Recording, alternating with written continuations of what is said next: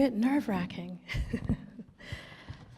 My name is Bindi, and I am like water. I hit a brick wall, and somehow I find a way around, over, under, through. Somehow I have to do that.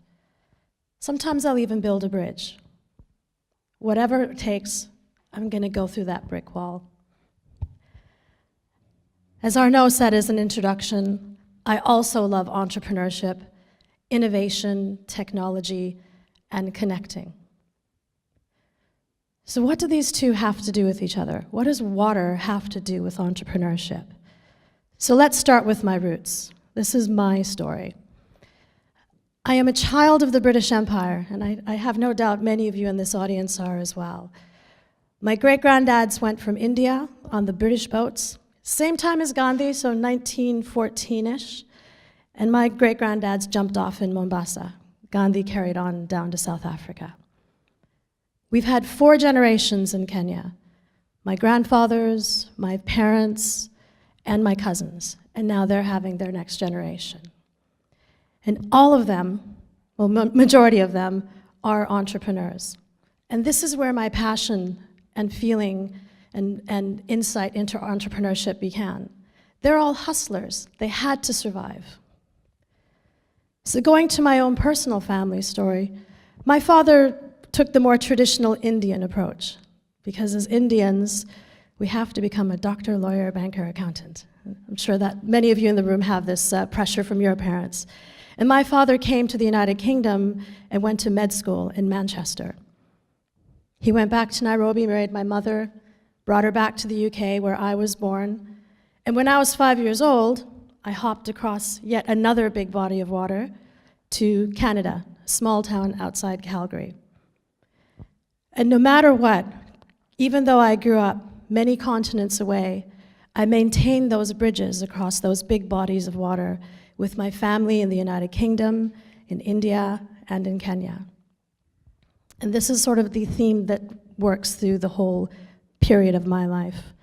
I was 5 when we moved to Canada, and here I am, this little 5-year-old with a Mancunian accent in small-town Canada with people that had never really left that small town. So I got a lot of bullying. I got teased. My Mancunian accent disappeared within 6 months, and I did get bullied pretty much all the way through to 17. But what I had were my parents in my pocket, in my background, particularly my mother. She was like a tiger mother. She taught me that it was important to maintain my bridges and my connections and my ties to my culture. And she taught me, she sent me back to London and to Nairobi every second summer. So by physically being there and going across, on planes by myself, by the way, unaccompanied minors were pretty straightforward in the 70s, different now. And I maintained those connections, and it was through my mother's pushing and her insight. And she taught me to rise above it all, forget about the bullying. It's a big world out there, and we all know that it is. At 19, I received probably one of the worst phone calls of my life, and they told me that my mom was diagnosed with terminal cancer, and they gave her 6 weeks to live. So my dad picked up the phone, called our entire global family, and said, "You've got to come see her. She's not going to make it." And one by one, our entire family from across the world, because my mother was a connector, she was like a nucleus to our entire family, they all came across. It was amazing. I'd hit my own personal brick wall. I didn't know, I need my mother here. I need her here for if I ever get married, if I ever have kids. And as an Indian woman, that's really important. You need your mother there. And she wasn't going to be there through milestones in my life, and it was a horrible time. But I learned the power of family and the power of connecting to get me through this. And it was a brick wall, but like water, I was going to get through it. My grandmother came from Bombay. She got bored of Nairobi, decided to go retire in Bombay. And it was a long trip. So long that probably within her first couple of weeks in Canada, she got a heart attack and she passed away. So all of a sudden, my mother passed away six weeks later, and both times my entire family came across and created that connection for me, another brick wall. 7 days later, I went back to university, completed 2 degrees, and then the day I finished university, I said, I'm going back to United Kingdom, and I've been here ever since. I've hit a lot of brick walls on my way here, but guess what? I'm like water. Coming to London from small town Canada, it's a big, fast, dirty, smelly, ugly city. People are unfriendly. It's really hard. How do I get my first job here? How do I survive? How do I pay rent? And I know many of you might have been through this. But somehow I made it through. I got my first graduate role, and then I hit brick walls through my career. From 2000 to 2013, suffered 2 recessions, always focusing on technology and connecting and entrepreneurship. And there were a lot of bumps along the way. And then about a year ago, I think I've hit my largest brick wall.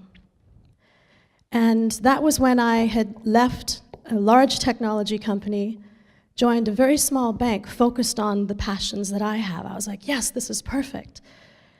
But I came to the realization, and this was a really pivotal point, where I was like, oh my God, I don't fit into this industry. I'm slightly too free-spirited to be in financial services industry.